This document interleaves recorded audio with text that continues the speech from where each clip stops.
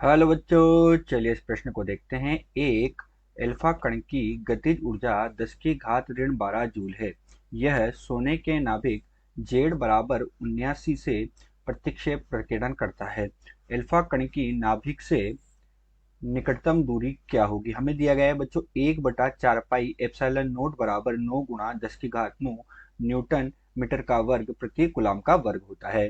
तो बच्चों यहाँ जो प्रश्न दिया गया है इसमें कहा गया है कि जो अल्फा कण है उसकी गतिज ऊर्जा दे दी गई तथा ये जो सोने का नाभिक होता है उससे क्या करता है बच्चों? प्रतिक्षेप प्रकीर्णन करता है। तो अल्फा कण की नाभिक से हमें क्या निकालनी है? निकटतम दूरी निकालनी है। तो चलिए बच्चों, सर्वप्रथम हम देखते हैं मुख्य अवधारणा। तो बच्चों इसमें हम क्या देखते हैं कि हमारे पास कोई भी एक सोने की पतली पन्नी है, उसका हमारे पास क्या है बच्चों? नाभिक है। जैसे ये हमारे पास क्या हो गई बच्चों? सोने की पतली पन्नी हो गई।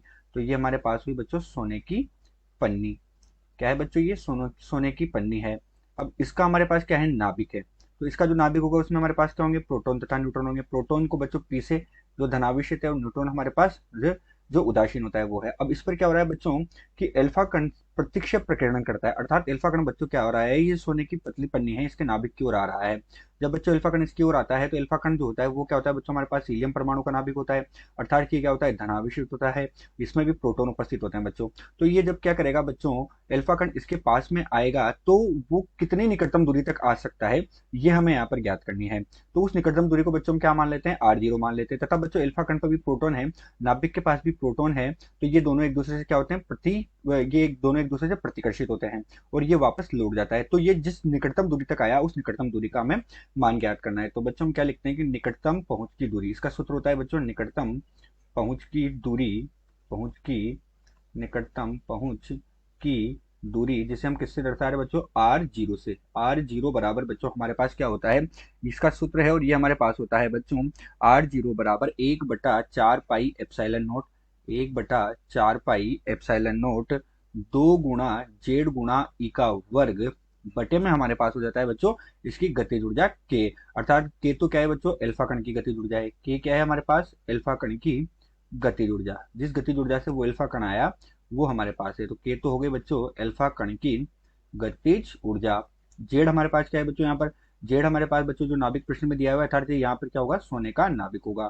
तो जेड हुआ यहाँ पर सोने का नाभिक। तो ये हमारे पास हो गया बच्चों नाभिक, सोने का नाभिक, अर्थात वो जो नाभिक है उसका परमाणु क्रमांक। तो नाभिक का परमाणु परमाणु क्रमांक हमारे पास हो जाएगा। तो ये हमारे पास हो गया परमाणु क्रमांक। ई क्या होता है बच्चों? इलेक्ट्रॉन का आवेश होता है। 1/4 पाई एप्सिलॉन नोट क्या मान प्रश्न में हमें दिया हुआ है। तो बच्चों यही इस प्रश्न की मुख्य उदाहरण है। तो चलिए बच्चों अब हम प्रश्न को हल करते हैं। तो अब हम प्रश्न को हल करेंगे उससे पहले हम देखते हैं कि हमें क्या क्या दिया हुआ है। तो बच्चों गतिज ऊर्जा का मान हमें दे दिया के बराबर कितना? 10 की घात ऋण 12 जूल के बराबर। गतिज ऊर्जा का मान है हमारे पास 10 की घात ऋण 12 जूल के बराबर। तो ये तो हो गया हमारे पास गतिज ऊर्जा का मान। इसके साथ ही बच्चों जेड बराबर कितना दिया? 79 हमें दिया हुआ है। और 1/4 पाई एप्सिलॉन नोट का मान भी इन्होंने हमें दे दिया 1/4 पाई एप्सिलॉन नोट। इसका मान कितना दिया बच्चों? 9 गुणे 10 की घात 9 न्यूटन मीटर स्क्वायर प्रति कूलम स्क्वायर इसका मान हमें दिया गया है। तो चलिए अब हम इसका हल देखेंगे। तो इसके हल में हमें क्या करना है? निकटतम पहुंच की दूरी ज्ञात करनी है। अतः R0 बराबर बच्चों हमारे पास कितना हो जाएगा? हमें 1/4 पाई एप्सिलॉन नोट का मान रखना है। तो वो तो हो गया हमारे पास 9 गुणे 10 की घात 9। गुणे में बच्चों हमारे पास 2 है तो 2 वैसे का वैसा। जेड है, जेड की जगह बच्चों अपने पास कितना हो गया? 79 हमें दिया हुआ है गुणा ई का वर्ग। ई का वर्ग यानी इलेक्ट्रॉन का आवेश हमारे पास कितना होता है बच्चों? 1.6 गुणे 10 की घात ऋण 19 इसका हमारे पास क्या हो गया? वर्ग हो गया।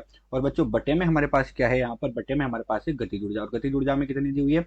गतिज ऊर्जा है हमारे पास 10 की घात ऋण 12 जूल। तो ये 10 की घात ऋण 12 हो जाएगा। इसे हल करेंगे तो इसे हल करने पर बच्चों में कितना प्राप्त हुआ? इसे हल करने पर हमें प्राप्त हुआ 3.64 गुणे 10 की घात ऋण 14 मीटर के बराबर प्राप्त हुआ। ये निकटतम पहुंच की दूरी बच्चों हमें प्राप्त हुई। तो इसे हम क्या लिख सकते हैं? इसे हम लिख सकते हैं बच्चों R0 बराबर 36.4 गुणे 10 की घात कितना हो जाएगा बच्चों? यहाँ पर ऋण 15 मीटर हो जाएगा। और बच्चों 10 की घात ऋण 15 कितना होता है हमारे पास? वो फर्मी के बराबर होता है। अतः हमें निकटतम पहुंच की दूरी कितनी प्राप्त हुई? 36.4 फर्मी के बराबर प्राप्त हुई। तो निकटतम पहुंच की दूरी कितनी प्राप्त हुई बच्चों? 36.4 फर्मी के बराबर प्राप्त हुई। आशा करते हैं दिया हुआ प्रश्न आपको समझ आया होगा। धन्यवाद।